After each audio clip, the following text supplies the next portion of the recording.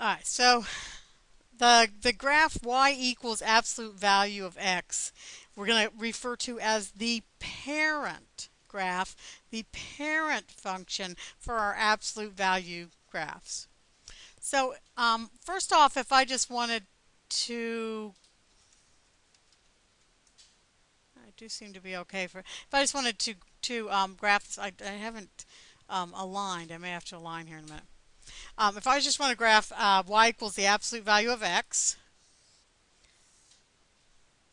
sorry, I am going to have to align. It's a little bit off.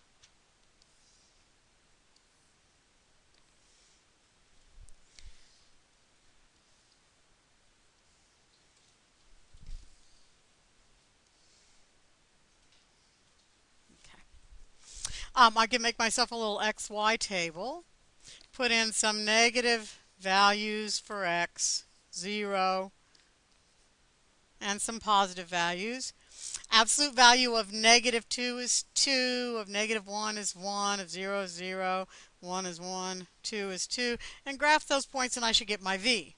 Negative 2, 2, 1, negative 1, 1, 0, 0, 1, 1, 2, 2. There's my V. Of course, we could do that back in Algebra 1. But now we get to use the sophistication of using our graphing calculator. So get out your graphing calculator because we're going to investigate some stuff with the graphing calculator. So there's mine. Now you may have you may need to clear some things out on your graphing calculator. To get to this screen, you press the y equals button. Okay. Now, if you have anything written for y1, y2, you need to clear that. So just hit the clear button. Come on, you can do it. Come on. Okay. Let me just hit the clear button. Oh, my calculator doesn't want to work. Let me restart my calculator. I know. Technology makes everything so much slower. Come on.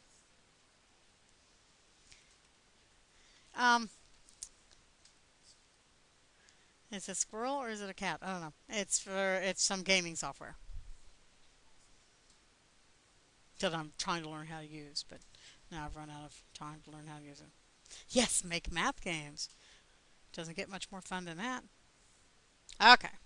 See if the calculator works better this time. Alright, so you arrow down here to your y1 function and you hit the clear button. Let's make sure that's clear. Now everything's working good. Okay, also from last week, you may have your statistics plots left on. You don't want them on when you're just graphing functions because you'll keep getting these errors.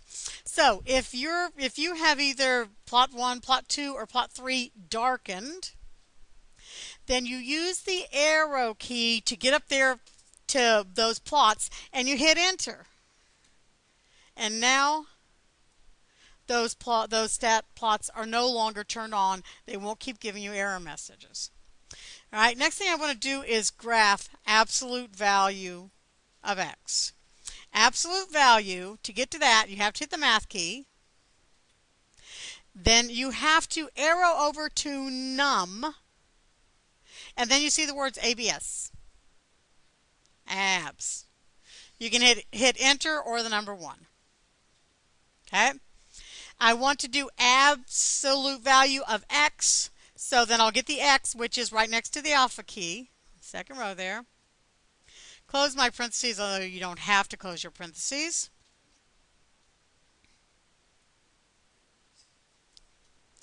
And to get a graph that is centered at 0, 0, like you'd like your functions to be, you need to reset your window, and a good way to do that would be to do a zoom number 6 zoom standard. Now this gives me a graph where the x-axis goes from -10 to +10, the y-axis goes from -10 to +10, and it has graphed the absolute value. Okay? We all there?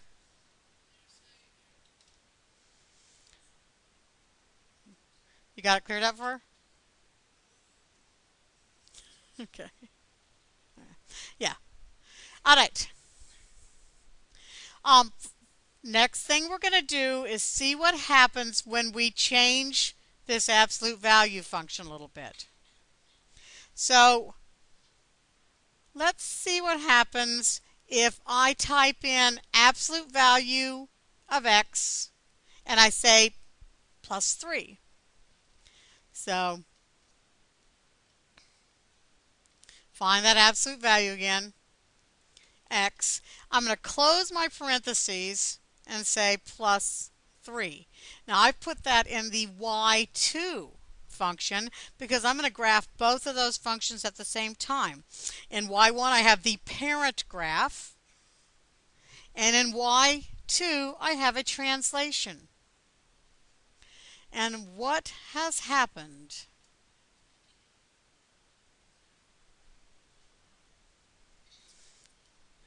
What has happened? Oh. So abs x, close parentheses, +3. Then I hit the graph button.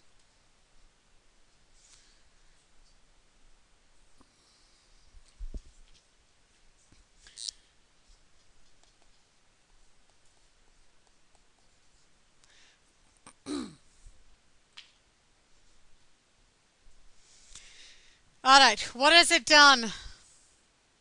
It has translated this graph up by how much? 3. So I have a translation of 3. Where was the vertex of the original graph? Or at the origin. Where's the vertex of the translated graph? 0, 3 is where the vertex is. Okay? Let's try another one. Let's go in my third function down here. Let's do abs x, close parentheses, -4. What do you think is going to happen? Do you think it's going to go upside down? What do you think is going to happen?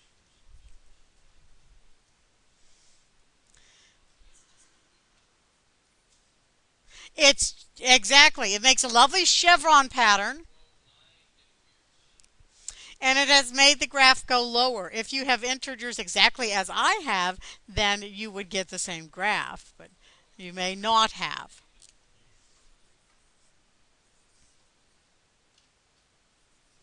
So if I add or subtract a number after the absolute value, I'm just taking my graph and I'm moving up or down.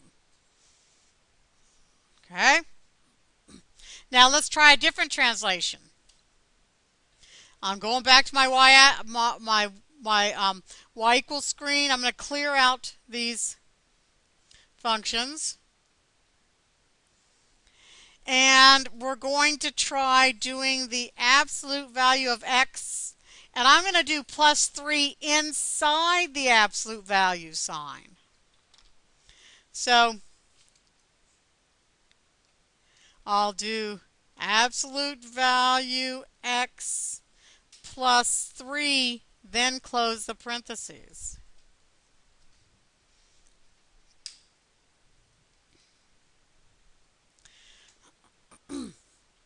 And when I hit graph, what has it done?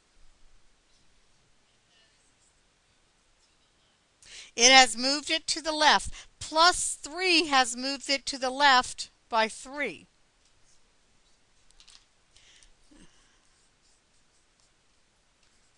So if we had subtracted, we expect it to go to the right. Oh, I hope that works. I know that it does, but let's just see.